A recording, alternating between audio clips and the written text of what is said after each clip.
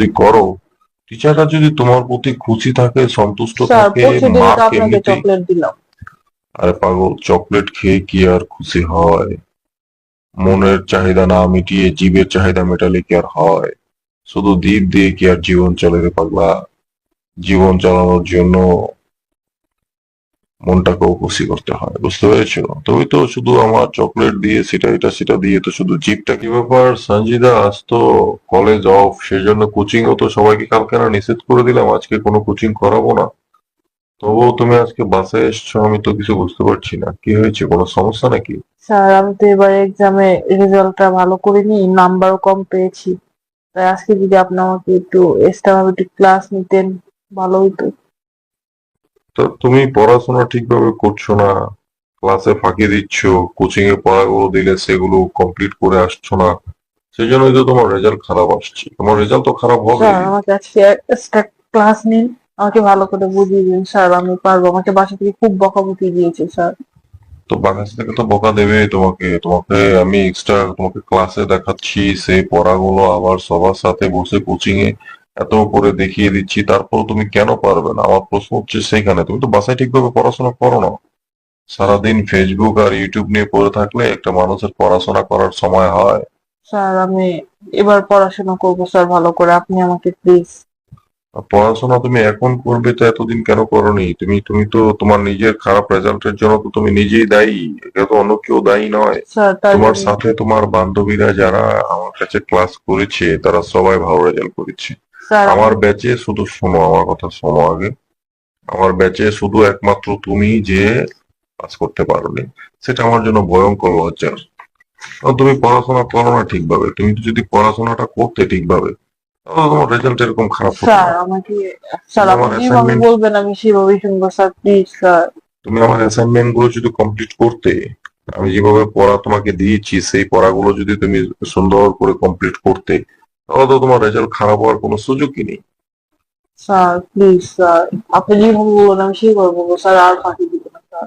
Extra দিন sir, extra class please আপনার নেন প্লিজ। এখন এক্সট্রা ক্লাস নিবো আজকে তো, এখানে তো আমি বলবো না। তাহলে তুমি একটা কাজ করতে পারো, তুমি আমার বাসায় যেতে পারো, আসো তুমি আমার সাথে আমার বাসায় আসো, তো স্যার সেখানে বসে। ম্যাডাম আছে বাসায়? না, বাসায় কেউ নেই, তোমাকে কেউ ডিস্টার্ব করবে না, সমস্যা নেই, তুমি বাসায় আসো। বাসায় বসে তোমার এক্সট্রা ক্লাসটা আমি নিচ্ছি। তুমি 1 ঘন্টার বেশি কিন্তু পড়াতে পারবে না, বুঝতে পেরেছো? ঠিক আছে স্যার, আমার আমাকে অন্যদিকে শুধু কাজ আছে নোট শুধু। গুলো একটু দেখিয়ে দিলেই হবে যে কোন।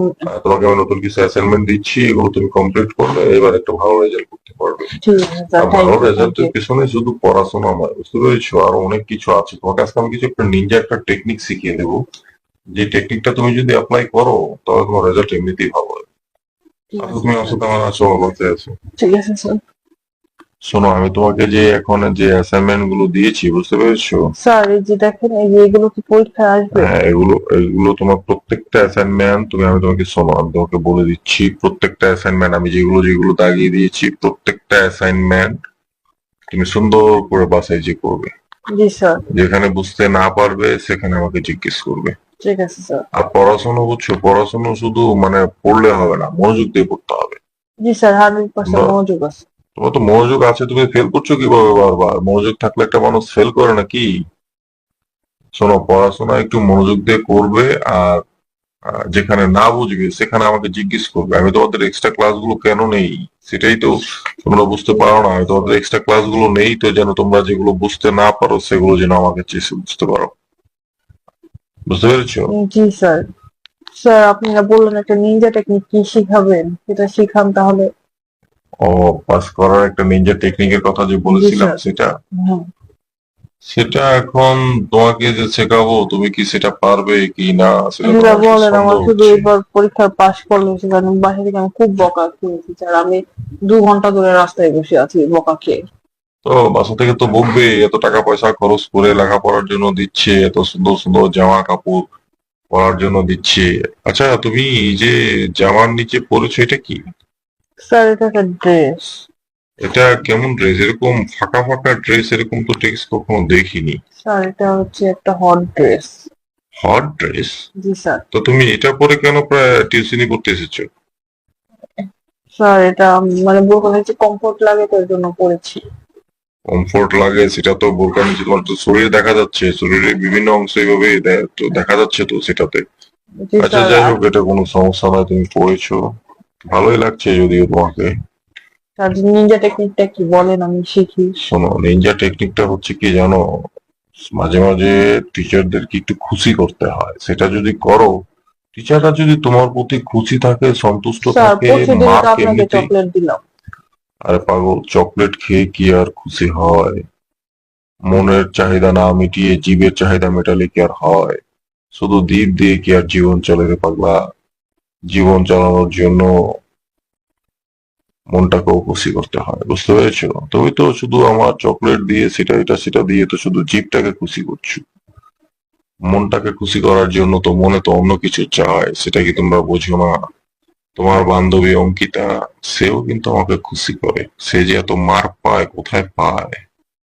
কি তুমি কি বলছেন স্যার? বলছো? তুমি কি কিভাবে জানো? কিভাবে খুশি করবো স্যার, বলেন আমি আপনি। তোকে শিখিয়ে দিচ্ছি। তোমার বান্ধবী অঙ্কিতা মাঝে মাঝেই তো আমার সাথে এক্সট্রা ক্লাস করে, সেই জন্যই তো সে এত মার্ক পায়। তা না হলে ওর মতো গবেট একটা স্টুডেন্ট কিভাবে 90 আপ মার্কস পায়? তুমি সেটা বুঝো না? স্যার বুঝছি, কিন্তু আমিও করবো, আপনি বলেন, আপনি যেভাবে বলবেন সেভাবেই করবো। শোনো, সব শিখিয়ে দেবো, সমস্যা নাই। স্যারের মনটাকে একটু খুশি করে দেবে, দেখবে যে পরীক্ষার মার্ক কিভাবে বেড়ে যাচ্ছে। খাতায় লেখা না থাকলেও সেটা আমি লিখে দেবো, টেনশন করতে হবে না। জি স্যার, আমাকে আপনি একটু বলেন, খুশি আমি করে করবো, দাও, কোনো আমাকে সমস্যা একটু নেই। জড়িয়ে টড়িয়ে ধরবে, চুমু টুমু দেবে, একটু খুশি করে জি দেবে, বুঝতে স্যার। পারছো না?